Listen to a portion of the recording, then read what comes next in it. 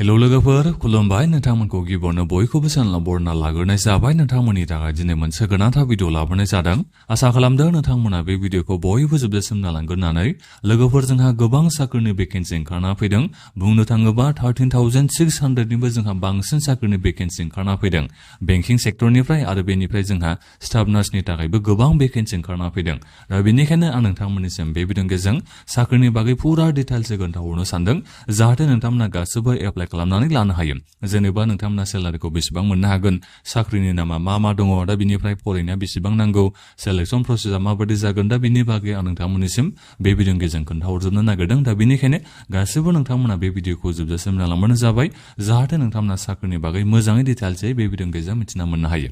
दा बिनिफ्राय आंनि नोंथांमोननिसिम मोनसे खावलायनायबो थागोरबाय गिबियावनो गासिबो नोंथांमोना अननानै गिबियावनो चेनेलखौबो साबस्क्राइब खालामनानै लाग्रोलायनानै जाहाथे नोंथांमोना बेबादिनो साख्रिफोरनि आपडेटखौ बे चेनेलनि गेजेरजों नोंथांमोना मोननो हायो आं गिबियावनोथ' नोंथांमोननिसिम बेंकनिफ्राय फैनाय साख्रिनि बागैनो खोन्थाहरनो सानदों जोंहा IBPS क्लार्कनि थाखाय भेकेन्सि ओंखारना फैबाय दै जायनि थाखाय जोंहा टटेल साख्रिनि भेकेन्सिया दिनैसिमाव 11,400 मोनथाम जोंहा भेकेन्सि दायो दिनैसिमाव दंथ'यो आरो नाथायबा बे साख्रिनि भेकेन्सिया बारायखागोनखा मानो होनोबा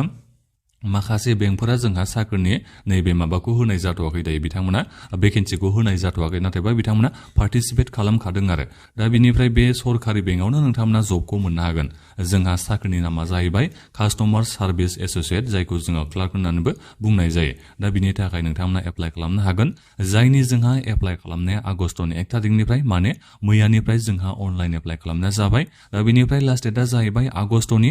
21 तारिखसिम थागोन दा बेनिखायनो आगष्टनि 21 तारिखनि बिथोराव नोंथांमोना बयबो एप्लाइखौ खालामबानो जाबाय दा बेनिफ्राय नोंथांमोना जुदि अनलाइन एप्लाइ खालामनाय समाव जुदि माखौबाफोर गोरोन्थि नोंथांमोना फिलआप खालामफ्लाङोबा मिस्टेक नोंथांमोना होफ्लाङोबा नोंथांमोना कारेक्सनबो खालामनो हागोन जाहैबाय दा बेनि डेटखौ बिथांमोना होथ'वाखै जायखिजाया माने नोंथांमोना बे लास्ट डेट जोबनायनि उनाव साननै नोंथांमोननिसिम समखौ होनाय जागोन आरो बे साननैनि बिथोराव नोंथांमोना जुदि अनलाइन एप्लाइ खालामनाय समाव कारेक्सन खालामनांगौ जायोबा नोंथांमोना कारेक्सनबो खालामनो हागोन दा बिनिफ्राय जोंहा गिबियाव प्रिलिमिनारि एग्जाम जागोन दा बे प्रिलिमिनारि एग्जामा जोंहा कम्पिउटार बेस जायो एमसिक्यू टाइपनि दा बेयो सेप्तेम्बर मासाव जागोन बेबायदि बिथांमोना टेन्टेटिभ डेटखौ होनानै दोनदों दा बिनिफ्राय अक्ट'बराव जागोन बेखौ बेहाय बुंदों माने सेप्तेम्बराव नोंथांमोना एडमिट कार्डखौ डाउनलड खालामनो हागोन बिनिफ्राय प्रिलिमिनारि एग्जामिनेसना अक्ट'बर मासाव जागोन जाहैबाय दा एग्जामनि रिजाल्टखौ नभेम्बराव नोंथांमोना मोननो हागोन बिनि उनाव मेन्स एग्जाम जागोन ना मेन्स एग्जामखौ नोंथांमोननिसिम डिसेम्बराव लानाय जागोन जाहैबाय दा बिनिफ्राय साख्रिखौ नोंथांमोना 2027 नि मार्चनि बिथोरावनो एपइन्टमेन्टखौ मोननो हागोन एबा साख्रियाव नोंथांमोना जइन जानो मोनगोन जाहैबाय दा बेथ' जाहैबाय डेटफोरा नोंथांमोना बेखौ मिथिना मोननो हाबाय दा बिनिफ्राय बैसोफोरनि बागै आं नोंथांमोननिसिम दानिया पुरा डिटेल्सै खोन्थाहरनो सानदों दा गिबियाव नोंथांमोना नायदो बबे बेंकआव नोंथांमोना जबखौ मोननो हागोन आं बेखौ नोंथांमोननिसिम दायो खोन्थाहरनो सानदों बेंक अफ बर'दायावबो नोंथांमोना जबखौ मोननो हागौ केनारा बेंकआवबो नोंथांमोना मोननो हागौ Indian overseas bank UCO' bank of India central bank of India Punjab national bank union bank of India bank of Maharashtra Indian bank Punjab and Sindh bank दा बेफोर बेंकफ्राव नोंथांमोना कास्टमार सार्भिस एसोसिएट एबा क्लार्कनि नोंथांमोना जबखौ मावनो हागोन जाहैबाय दा सेलारिया बेसेबां नोंथांमोना बेखौबो नायदो सेलारिया जायखिजाया नोंथांमोननिया 40,000सो बेबायदि जागोरखायो फार्स्टनि बेसिक माबायानो एलाउन्स बायदिसिना बेखौ गासैखौबो लाजोबनानै दा बेबायदि नोंथांमोना सेलारिखौ मोननो हागोन आरो नोंथांमोना मिथिखायो जानो हागौ बेंकनि जोंहा जबफोरनि सेलारिया खम मालाबाबो जाखाया नोंथांमोना सेलारिखौ बुरजा मोनखायो आरो बिनिफ्राय माने गोख्रैनो इंक्रिमेन्ट जोंहा जायो बेंकनि साख्रिफोरनिया आरो जोंहा मा होनो बेखौ जोंहा प्रमोसनाबो थाब जायो बेंकफोरनि साख्रिनिया दा बेखौ मिथिखायो जानो हागौ नोंथांमोना सोरबा दा बिनिफ्राय गासिबो इन्डियान सिटिजेना एप्लाइ खालामनो हागोन बैसोआ जाहैबाय 20 बोसोर खमथारबाबो जानांगोन 20 बोसोरनिफ्राय 28 बोसोरनिसिम नोंथांमोना एप्लाइ खालामनो हागोन नाथायबा जोङो SC ST केटेगरिनि मानसिफ्रा 33 बोसोरनिसिमा एप्लाइ खालामनो हागोन 20 बोसोरनिफ्राय जागायजेननानै 33 बोसोर बैसोनिसिमा जोङो एप्लाइ खालामनो हागोन मानो होनोबा जोंनि थाखाय 5 इयार्सनि अपार एजनि जोंहा रिलेक्सेसन होनाय दङ SC ST नि थाखाय दा बिनिफ्राय फरायनायनि बागै आं दानिया नोंथांमोननिसिम खोन्थाहरनो सानदों जे नोंथांमोना बेसेबां फरायनाय जानांगोन बेफोर साख्रिखौ एप्लाइ खालामनो थाखाय बेहाय माखासे डिसेबिलिटि केटेगरिनि थाखाय माखासे बेहाय होनानै दोनदों डिटेल्सै बेखौ नोंथांमोना फरायनानै नायफैबानो जाबाय जायफोर नोंथांमोना डिसेबिलिटि केटेगरियाव गोलैयो दा बेहाय जोंहा गोबां गाइडलाइन्स बायदिसिना होनाय थायो बेंकफोरनि आरो अनलाइनखौबो नोंथांमोना जाथामला खालामनो नाङा पुरा बे माबाखौ नायनानैसो एडभार्टाइजमेन्टखौ नायनानैसो नोंथांमोना एप्लाइखौ खालामबानो जाबाय दा नोंथांमोननिसिम बेहाय फरायनायखौ बिदों डिग्री पास जानाय एबा ग्रेजुएसन नोंथांमोना एनि माबायाव डिसिप्लिनाव एनि स्ट्रिमजों नोंथांमोना ग्रेजुएसन पास जादोंबा नोंथांमोना एप्लाइ खालामनो हागोन जाहैबाय बेहाय जेबो पार्सेन्टेजनि जेबो बेहाय खोथा गैया नोंथांमोना जायखिजाया डिग्री पास जानाय जानांगोन साइन्सआनो जा कमार्सआनो जा आर्ट्सआनो जा इन्जिनियारिंआनो जा बायदि रोखोमनि डिग्रीआनो जाया मानो नोंथांमोना जुदि ग्रेजुएसन जाबायबा नोंथांमोना बे साख्रिनि थाखाय एप्लाइ खालामनो हागोन पार्सेन्टेजनि बेहाय जेबो गोनांथि गैया दा बिनिफ्राय लकेल लेंगुवेजखौ नोंथांमोना रोंनाय जानांगोन एबा मिथिनाय जानांगोन बेबादि जोंहा बेहाय बुंदों दा बिनिफ्राय कम्पिउटार नोंथांमोननियाव सार्टिफिकेट थानाय जानांगोन नङाबा डिप्ल'मा थानाय जानांगोन होननानै जोंहा बेहाय लिरनानै होदों बे कम्पालसरि दै नोंथांमोननियाव जायखिजाया कम्पिउटार सार्टिफिकेट थानाय जानांगोन अब्लासो नोंथांमोना एप्लाइ खालामनो हागोन दा बेखौ कम्पालसरि खालामना होनाय जाबाय मेन्डेटरि नोंथांमोना नुदों जानांगौ नै मेन्डेटरि बेखौ खालामना होनाय जाखादों दा बेनिखायनो जायफोर नोंथांमोनाव कम्पिउटार सार्टिफिकेट गैया एबा डिप्ल'मा गैया कम्पिउटारनि अब्ला नोंथांमोना एप्लाइ खालामनो हानाय नङा ग्रेजुएसनजों लोगोसेनो कम्पिउटार सार्टिफिकेट नोंथांमोननियाव थानाय जानांगोन दा बिनिफ्राय अनलाइन एप्लिकेशन फिस हिसाबै नोंथांमोना 175 रुपिस होनांगोन अनलाइन एप्लाइ खालामनाय समाव SC ST नि थाखाय जोंहा बे 175 रुपिसखौ लानाय जादों बिनि उनाव बाखिखिनि केन्डिडेटफोरनि थाखाय 850 रुपिस लानाय जादों जेनेरेल OBC बिथांमोननि थाखाय दा बे जाहैबाय दा बिनिफ्राय एग्जामखौबो नोंथांमोना नायदो जोंहा प्रिलिमिनारि एग्जामिनेशनाव मा साबजेक्ट सिलेबासनि फैगोन इंलिश लेंगुवेज फैगोन बेहाय जोंहा 30टा कुइसन थागोन 30 मिनिट्स 30 मार्क्स जोंहा थागोन दा बेखौ नोंथांमोना होनो थाखाय सेपारेट टाइम मोननो हागोन 20 मिनिटल' दा बे 30टा कुइसनखौ नोंथांमोना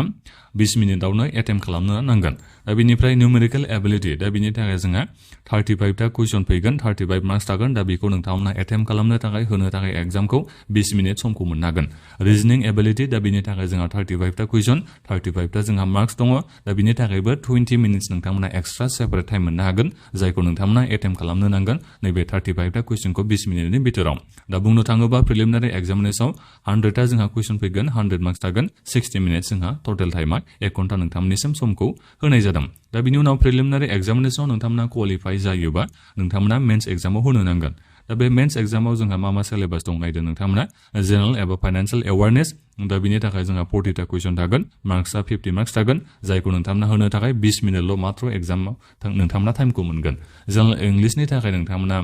एग्जामखौ होनो नांगोन 40 मार्क्सनि थागोन 40टा जोंहा कुइसन थागोन 35 मिनिट्स नोंथांमोना एग्जामखौ होनो थाखाय समखौ मोनगोन रिजनिंनि थाखाय नोंथांमोना 35 मिनिट्स नोंथांमोना सम मोननो हागोन 40टा जोंहा कुइसन थागोन 60 मार्क्स जोंहा बेहाय दङ नोंथांमोना बेखौ नायबानो जाबाय क्वान्टनि थाखाय जोंहा 40टा जोंहा कुइसन थागोन मार्क्सआ जोंहा 50 थागोन दा बिनि थाखाय 35टा नोंथांमोना सम मोननो हागोन 35 मिनिट्स दा बुंनो थाङोबा गासै 160 जोंहा कुइसना थागोन मेन्स एग्जामाव जायनि मार्कआ 200 जागोन टोटेल दा बिनिफ्राय 125 मिनिट्स नोंथांमोना टोटेल टाइमखौ नायोबा नोंथांमोना सम मोननो हागोन दा बे जाहैबाय जोंहा मेन्सनि सिलेबासा दा साख्रिनि भेकेन्सिखौथ' नोंथांमोना मिथिना मोनखाबाय 11,403 जोंहा साख्रिनि भेकेन्सिया दङ दा बिनि अनलाइन एप्लाइ खालामनायनि लिंकखौ आं नोंथांमोननिसिम भिडिअ डिसक्रिप्शनाव होनानै दोनबाय नाथायबा नोंथांमोना एग्जामखौ इंलिश नङाबा हिन्दीयाव नोंथांमोना होनो नांगोन आरो जायफोर आसामिस मिडियाम लानाय आसामिसाव नोंथांमोना होनो नांगोन दाबो बेंकफोरनि साख्रिनियाव जोंहा आरो SSCनियावबो नैबे बर' रावखौ सोसनना होनाय जायाखै जोबोद दुखुनांथाव बाथ्रा होननानै बुंनाय जायो शिड्युल लेंगुवेजखौनो जेनेबा दिनैसिमबो बेखौ इनक्लुड खालामिया एसे बोरैबा जायो आरो दा जिखियानो जाया मानो बेफोरनि सायाव जोंनि गिदिर मानसिफोरा माने एसे सानगोन एबा नायबिजिरगोन आं बेखौ सानो दासिमाव जेनेबा बर' भाषाजों जोङो सेन्ट्रेल एग्जामानो जा मायानो जा जों गासैखौबो बर' भाषायै होनो मोननाय जानांसिगौमोन नाथायबा दुखुनांथाव बाथ्रा दिनैसिमबो जोङो होनो मोननाय जायाखै दा बेथ' जाहैबाय जोंहा नैबे IBPS नि क्लार्कनि भेकेन्सिनि डिटेल्सआ नोंथांमोना एप्लाइ खालामनायनि सिगांनो नैबे एडभार्टाइजमेन्टखौ खेबसे मोजाङै फरायनानै फै बिनि उनावसो एप्लाइखौ खालामबानो जाबाय एप्लाइनि प्रसेसनि बागैबो बेहाय जोंहा खोन्थाना होनाय दङ एप्लाइ अनलाइन लिंकखौ आं नोंथांमोननिसिम भिडिअ डिसक्रिप्शनाव होनानै दोनदों दा बिनिफ्राय जोंहा स्टाफ नार्सनि थाखायबो भेकेन्सि ओंखारना फैदों जोंहा नटिफिकेसना थांनाय नैबे 29 जुलाइ खालि बे ओंखारना फैदों दा जायनि जोंहा एप्लाइ खालामनाया मैयानिफ्राय जागायजेनबाय आगस्तनि 15 तारिखसिम जोंहा एप्लाइ खालामनाया थागोन दा बेनिखायनो जायफोर नोंथांमोना स्टाफ नार्सनि थाखाय एप्लाइ खालामनो सानदों नोंथांमोना गोख्रैनो एप्लाइ खालामबानो जाबाय गासै टोटेल भेकेन्सिया जोंहा 2204 जोंहा भेकेन्सिया दङ भेकेन्सिया दंसाबोनो होननानै बेखौ बुंनो नांगोन जायफोर नोंथांमोना BSc नार्सिं लानाय GNM कर्स नोंथांमोना पास जानाय दा नोंथांमोना एप्लाइ खालामनो हागोन जाहैबाय जायनि थाखाय नोंथांमोना सेलारिखौ बेसेबां मोननो हागोन स्टाफ नार्सनि थाखाय 20,000 नोंथांमोना सेलारिखौ मोननो हागोननो दा रिजार्भेसन जोंहा बेहाय भेकेन्सि होनाय दङ नोंथांमोना नायनो हागोन स्टाफ नार्सनि थाखाय अपेन केटेगरियाव बेहाय आनरिजार्भआव जोंहा 1701 था जोंहा भेकेन्सि दङ दा बेनि थाखायनो नोंथांमोना दायो गासिबो नाजानांसिगोन मानो होनोबा STP रिजार्भेसननि थाखाय जों ST फोरनि थाखाय जोंहा मोनसेबो रिजार्भआव भेकेन्सि होनाय गैया दा बेनिखायनो जोङो अपेन केटेगरि जेनेरेल केटेगरि बिथांमोनजों जोङो दायो बेहाय माने कम्पिटिसन जाहैनो नांसिगोन उपाय गैला दा बेनिखायनो गोसो होनानै नोंथांमोना इन्टारभिउ जायोबा एग्जाम जायोबा मोजाङै नोंथांमोना होनो नांसिगोन दे मानो होनोबा ST नि थाखाय आं बेखौ जोबोद बोरैबा मोनदों आरो बोरै ST नि थाखाय मोनसेबो बे भेकेन्सि थालाय बोरै जानांगौ जाखो आं बेबादि सानदों जेराव T ट्राइब्सनि थाखायबो 170 ता जोंहा भेकेन्सि दंबावोसो दा बेनिफ्राय SC नि थाखाय नायदो 209 भेकेन्सि दङ ST नि थाखायबो जोङो 80 ता भेकेन्सि दङ OBC नि थाखायबो 44 ता भेकेन्सि दङ नाथाय बै ST फोरनि थाखाय बोरै 0 भेकेन्सि बोरै सासेबो भेकेन्सि गैलाय जागोन सासेनिबो थाखायबो दा बेखौ जोंनि गिदिर मानसिफ्रा एसे नोजोर बोनांगोन दे दा बेबादि बोरै इसेबां सासेबो भेकेन्सि गैलाय रिजार्भआव जोंनि ST नि थाखाय दा बेयो साननो गोनां बाथ्रा दा जोंनि थाखाय दिनैसिमाव बेहाय भेकेन्सि होनानै दोननाय जायाखै दा बेनि थाखाय बयबो नोंथांमोना कमप्लेनखौ खालामनो नांगोन इसेबां बुरजा भेकेन्सि फैबाय दा बेवहाय ST नि थाखाय सासेबो भेकेन्सि गैलाय बोरै जानांगौ जाखो बेलाय आं बेखौ बोरैबा मोनदों आरो दा जिखियानो जाया माने एप्लाइखौथ' नोंथांमोना खालामबानो जाबाय मानो होनोबा जोंहा आनरिजार्भनि थाखाय 1701 ता भेकेन्सि दं नालाय दा बिनि भेकेन्सिखौनो नोंथांमोना लानो हागोन जबखौनो मोननो हागोन बेबादि साननो नाङा STP आव जोंहा सासेबो गैखाया भेकेन्सियानो मा एप्लाइ खालामना लाब मोननो बेबादि नोंथांमोना साननो नाङा रिजार्भआवल'सो गैया नाथायबा अपेन केटेगरियाव जोंहा 1701 दङ नाथायबा कम्पिटिसना बेनो हाइ जागोन आरो रिजार्भेसनावबो जोंहा काट अफ मार्कआ एसे खम थाङो नङा होमबा दा जिखियानो जाया माने एसे उनाव बिथांमोना ST रिजार्भेसननि थाखायबो भेकेन्सिखौ होनो हागौ खोमा दा बेखौथ' जोङो हपसो खालामनो हासिगोन उनाव फैया बे उननि बाथ्रा जाबाय दा बैसोखौबो नोंथांमोना नायदो बैसोआ जाहैबाय SC ST नोंथांमोना 45 बोसोरनिसिमा एप्लाइ खालामनो हागोन जाहैबाय दा बेखौ नोंथांमोना नुखादों जानो हागौ ने 45 बोसोरनिसिमा नोंथांमोना एप्लाइ खालामनो हागोन अनलाइन एप्लाइनि लिंकखौ आं नोंथांमोननिसिम भिडिअनि डिसक्रिपसनाव होनानै दोनो नोंथांमोना चेक खालामना नायबानो जाबाय दा बेनिफ्राय नोंथांमोना जेबो एप्लिकेसन फिस होनांगौनि गोनांथि गैया एप्लाइ खालामनाय समाव जेबो नोंथांमोना फिस होनो नाङा सेलेक्सन प्रसेसनि बागै अफिसियेल वेबसाइटआव बिथांमोना एसे उनाव होगोननो दा बेनिखायनो सेलेक्सन प्रसेसआ माबोरै जायो दा बेखौ जेबो बुंनो हाथ'वा इन्टारभिउ जागोन सेलेक्सन टेस्ट जागोन दा बेफोरखौ जेबो बुंनो हाथ'वा मानो होनोबा बिथांमोना सेलेक्सन प्रसेसनि बागै गावसोर होथ'वाखै बेखौ उनाव बिथांमोना नटिफाइ खालामगोन होननानै नोंथांमोननिसिम बेहाय लिरनानै होदों दा बेखौ आं नोंथांमोननिसिम खोन्थाहरनाय जाबाय जायफोर नोंथांमोना इलिजिबल एप्लाइ खालामना दोनबानो जाबाय जोंनि ST नि थाखाय रिजार्भेसनाव भेकेन्सि ओंखारना फैगोनखौ आं सानदों बेबादिथ' जाथावना नङा इसेबां 22,004 जोंहा भेकेन्सि 2204 भेकेन्सि ओंखारना फैदों दा बेवहाय ST नि थाखाय सासेबो भेकेन्सि गैया बेथ' गनायथाव नंखाया दा बेनिखायनो आं सानदों एसे उनाव भेकेन्सिया फैगोन होननानै भेकेन्सिया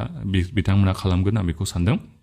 सेलारिखौ नोंथांमोना मान्थलि बेसेबां मोननो हागोन 20,000 नोंथांमोना मोननो हागोन अनलाइन एप्लाइनि लिंक आरो बेनिफ्राय बे एडभार्टाइजमेन्ट लिंकखौ भिडिअ डिसक्रिपसनाव होनानै दोनदों गासैबो नोंथांमोना चेक खालामना नायबानो जाबाय दा बेखिनियानोमोन आं नोंथांमोननिसिम दायो बेंकनिफ्राय फैनाय साख्रिनि बागैबो खोन्थाहरबाय दा बेनिफ्राय स्टाफ नार्सनि भेकेन्सिनि बागैबो खोन्थाहरबाय दा नोंथांमोना गासैबो जायफोर इलिजिबल एप्लाइखौ खालामदो गासैबो लिंकफोरखौ भिडिअ डिसक्रिपसनाव नोंथांमोना चेक खालामबानो जाबाय दा बेखिनियावनो नोंथांमोना माबाफोर सोंनांगौ दङबा भिडिअखौ मोजां नोंथांमोना कमेन्ट खालामनानै सोंहरबानो जाबाय दा बेखिनियानोमोन गोजोन्थों